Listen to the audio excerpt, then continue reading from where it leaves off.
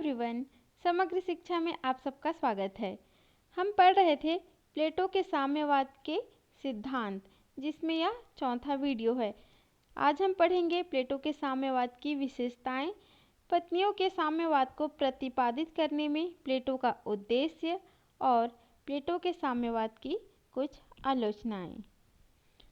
तो पहले है प्लेटो के साम्यवाद की विशेषताएं। प्लेटो के साम्यवाद की विशेषताएं निम्नानुसार है। पहला है, प्लेटो का साम्यवाद आदर्श की पूर्ति है। दूसरा है, प्लेटो का साम्यवाद केवल सैनिक तथा शासक वर्ग के लिए है, उत्पादक वर्ग साम्यवाद के प्रभाव से मुक्त है।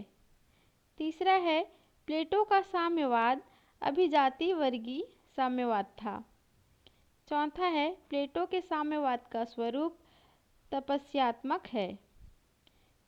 पांचवा है, उसके साम्यवाद का उद्देश्य सामाजिक व आर्थिक न होकर राजनीति में विद्यमान दोषों को दूर करना था।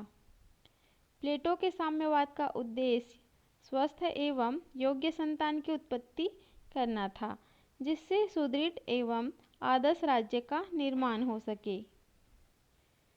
आगे है, पत्नियों के साम्यवाद को प्रतिपादित करने में प्लेटो का क्या उद्देश्य था। पहला है, परिवार के मोह से संरक्षकों को मुक्त रखना था।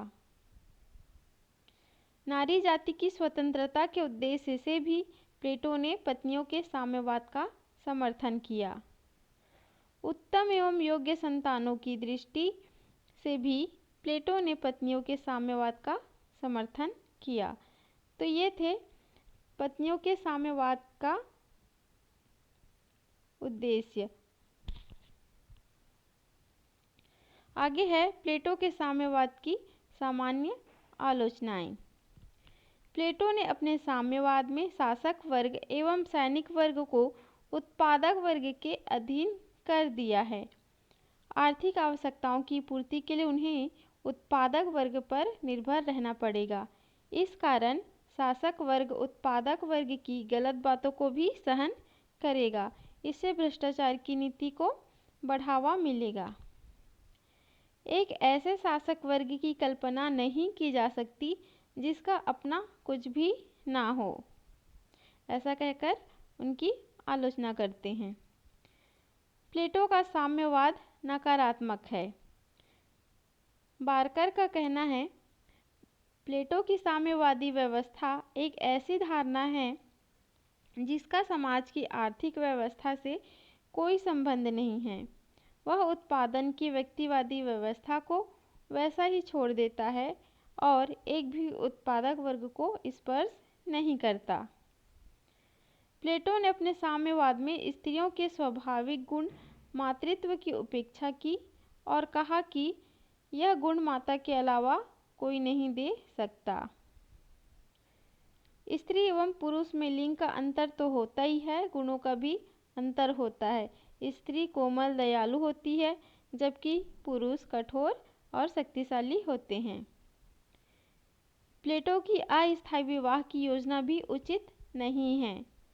स्त्री एवं पुरुष को बच्चा पैदा करने की एकमात्र मशीन मानना गलत है। इसका संबंध केवल शारीरिक ही नहीं होता है, आध्यात्मिक भी होता है।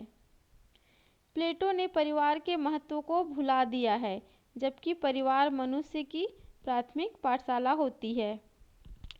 स्त्री संबंधी साम्यवाद केवल कल्पना की उड़ान है। सेबाइन का कहना है कि प्लेटो का साम्यवाद स्पष्ट नहीं है। उसके साम्यवाद में दासों के लिए कोई स्थान नहीं है। तो ये थे आलोचनाएं। आज के वीडियो में बस इतना ही।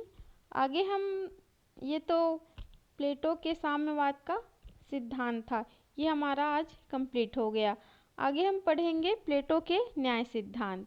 ठीक है, तो चलिए फिर मिलेंगे, तब तक के लिए गुड बाय।